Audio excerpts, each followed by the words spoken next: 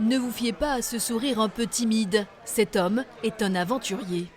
L'Arctique, le Nord. Après, j'ai été en Antarctique.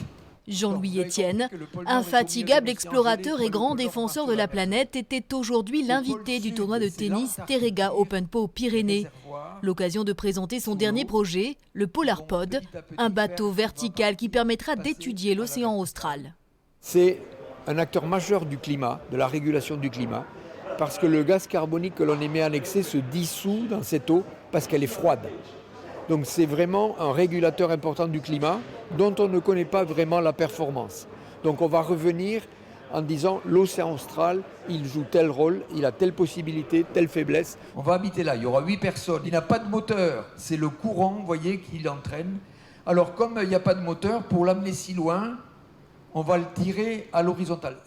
Un projet ambitieux qui fait briller les yeux des 140 enfants venus écouter le scientifique et permet d'aborder d'autres sujets comme la protection de l'environnement ou le respect de l'océan. J'ai appris dans cette conférence qu'il faut garder la planète en vie parce que presque dans 30 ans, apparemment, le monsieur il a dit qu'on pourrait avoir plus de planètes.